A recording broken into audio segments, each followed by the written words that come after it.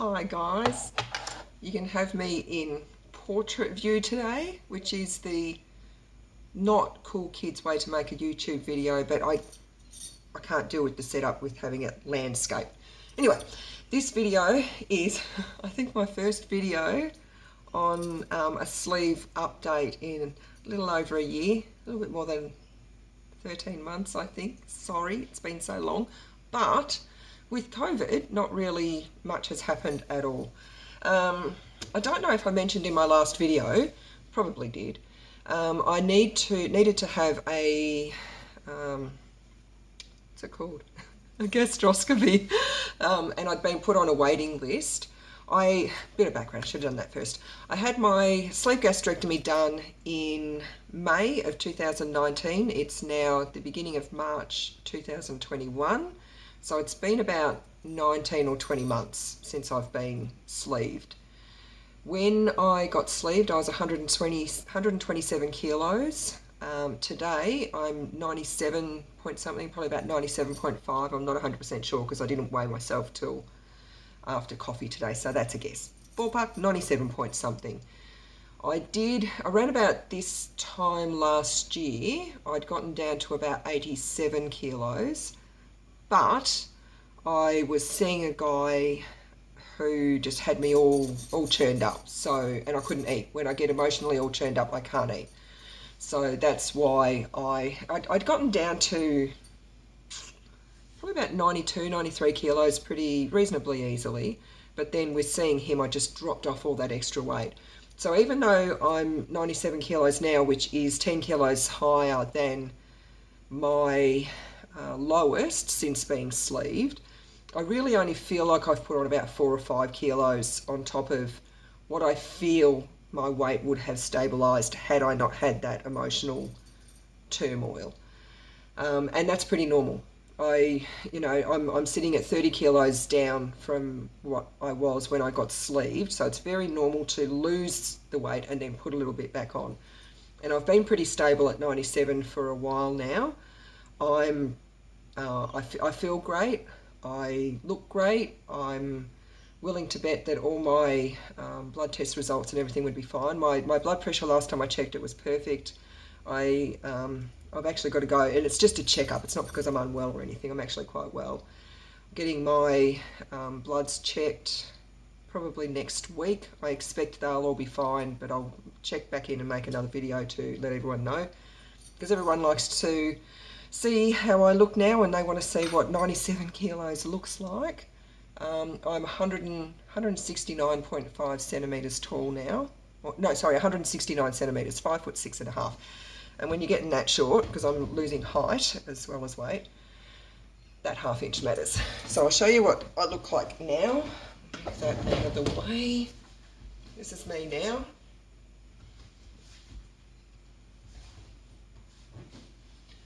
These shorts are from Kmart. They're an 18, and there's plenty of room in them. Look at that. So that's I did buy them intentionally that big because I just like them, and there's plenty of room in the legs, although they are stretchy, but I wanted comfort.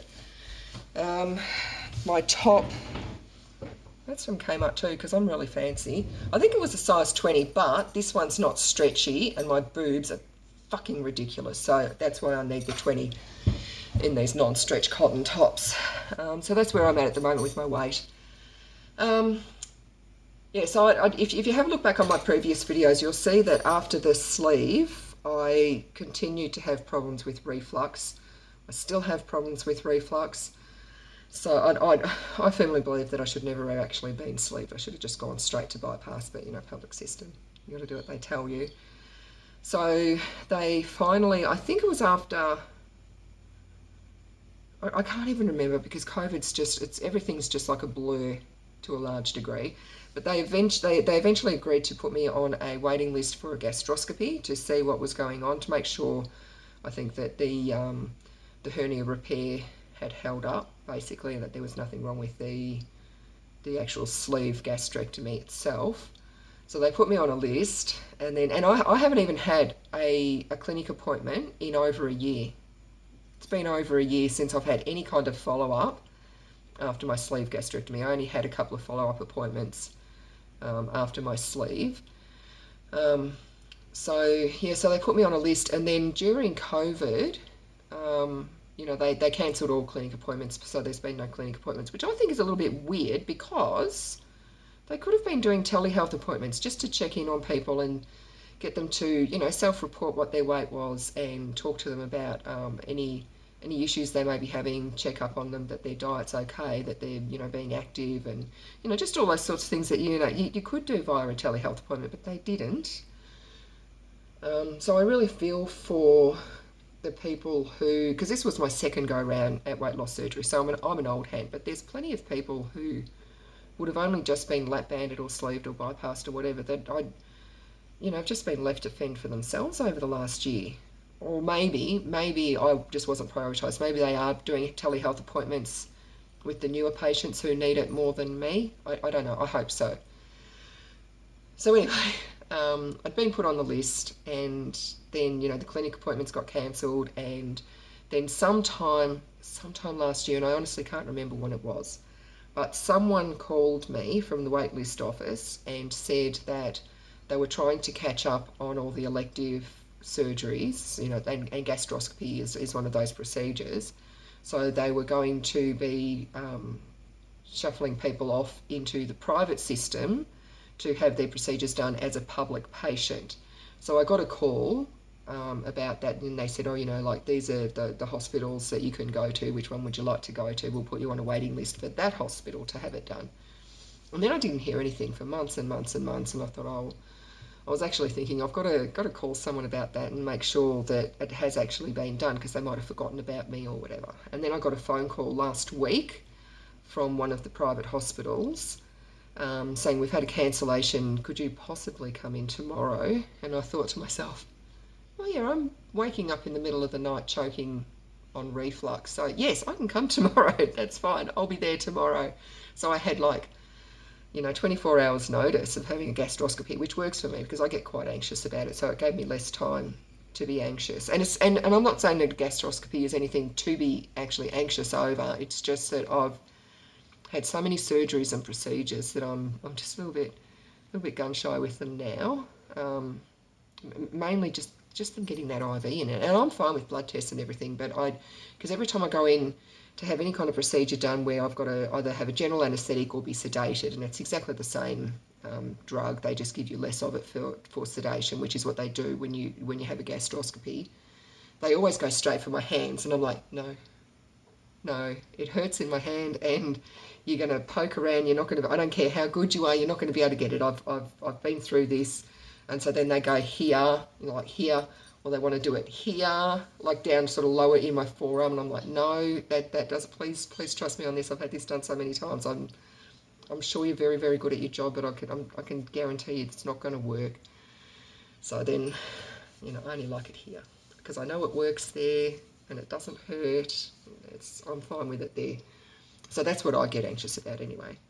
So I rocked up to this private hospital. I don't want to say where it was, but I rocked up to this private hospital, and chalk and cheese, public system v private system, chalk and cheese. And I imagine that COVID has a lot to do with it as well, because the hospital just was all but deserted. It was very, very quiet, but in the public system, and this has just been my experience with the public hospitals that I've been to, and there's been a few, because I've had 18 surgeries, actual surgeries, and I can't tell you how many gastroscopies and colonoscopies I've had, but I think both hands wouldn't be enough to count them. So I do have some experience. When I've been into the public hospitals to have these procedures done, you sort of feel like you're being herded in like cattle to a large degree. There's a lot of people there, and it's a bit sort of cookie cutter. You're all, there's no, it's hard to explain. That you just feel like you're being herded through. And that's just how it is.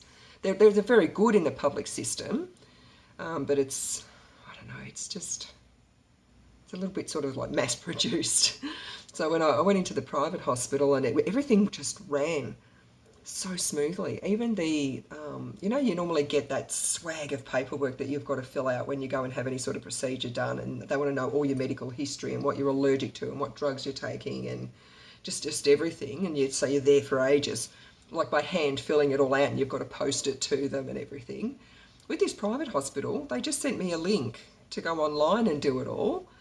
And then when I got there, they just went over a couple of things, and I'd signed a couple of things at the reception desk when I went in, and they said, oh, go up to the first floor and go to reception up there. I went up there, I was the only person waiting. And that's another thing. I didn't have to wait long. I walked into the hospital, and we were about 20 minutes early as well because we had to go public transport, more than an hour's travelling. Went in up to reception, filled out the forms, like in the front door, straight away, no waiting. And then went upstairs, went up to the reception there and said, I'm here for the gastroscopy. And they said, oh yes, just take a seat over there. And I had my crochet with me because I'm absolutely obsessed with crochet now. I had my crochet and I sat down, and I only got a couple of rows done, if that. And then, people were saying hello to me when they were coming past and asking what I was crocheting. So I only waited about 5 or 10 minutes. And considering I was early, and then someone came and got me, and they took me into a room and asked me some questions, and then took me to another room, and the surgeon came in and spoke to me, and the anaesthetist came and spoke to me, and more people were sort of like dropping by and saying hi as they were going past, and they got me in on time. I think I had to get there at, I think it was 3:30 or something, and so I got there about 10 past 3 because I was early. I was on the table, I looked up at the time as they put the mask on and they were putting the anaesthetic through. Well, not the mask, they gave me prongs and doing the anaesthetic. I looked at the time and it was 10 to 4. And then I think I was out by about 5. Yeah, it was about 5 o'clock by the time I was out, 5:30, something like that. Not very long at all because, you've got to wait afterwards, and, the procedure only takes 5 or 10 minutes. But it was also weird, and I've been trying to remember, but I've had so many procedures done that I just don't remember. I think when I've had gastroscopies in the public system, that they've made me strip off everything and put a hospital gown on, and the cap on your hair and the booties and the whole fucking kit and caboodle. Although I think the last time I had one done, they let me leave my socks on. I'm not sure. I can't remember. But this place, I didn't have to even get changed. They just got me to get up on the gurney, fully dressed. I didn't even have to take my earrings out. I'd gone in prepared. I put in a plastic ring in my nose because I don't want that to close up, and I put plastic rings in my nipples. I didn't have to take any of the, they were fine with that. Didn't have to take my earrings out. I think I tied my hair back for them because I've got, a lot of hair. That was it. It was very, very relaxed. Very relaxed. And they were really, really lovely to me. I told them that I was anxious, and, I told them my rules for getting IVs, I need to be sitting up, I'm going to watch you, please don't try to distract me with talking to me and all that sort of thing. So they understood completely that I need to feel like I have that control when it's going on.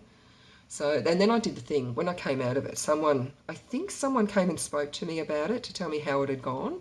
And I remember at the time thinking, oh, this is good. I'm fully awake. I'm listening to this. I'm on this. I'm going to remember it. I think they told me that my hernia repair had held up and that I don't have a hernia. And I think I remember saying, oh, that's really, really good. But I can't really remember. So I'll give it a couple of weeks. I'm kind of expecting that someone from the Alfred will call me to go over the results, I guess. But if they don't, I'll give them a couple of weeks. And I'll give them a call and just find out what's going on, even if I can just get them to send the report over to my GP so I can go and see my GP and talk to her about it, or do a telehealth appointment with her and go over it with her, find out what the next step is with this, because I'm still taking Pariet. I've been taking Pariet for over 20 years now, and it's not good. It's not ideal. I still get the reflux even taking Pariet. I still get the heartburn.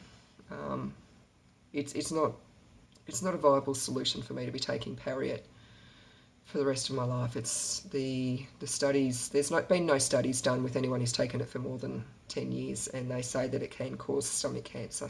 And I've been taking it for over 20. So that's it. That's just my little update. My gastroscopy in the private system that I was done as a public patient, so it cost me nothing.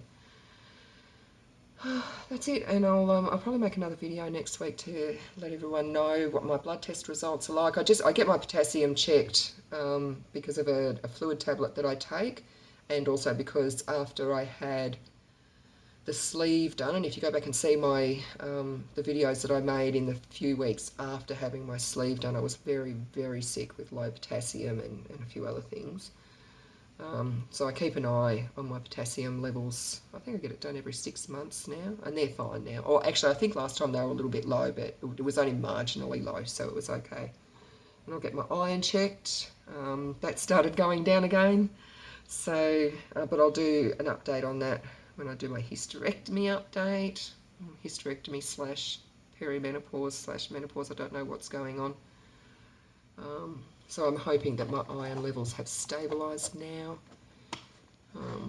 And they'll just do, like when they do the FBE, they do, they do liver function and kidney function and all that. Although I don't think she put liver function on there, just kidney function. I don't know. I can't remember. It's in the car.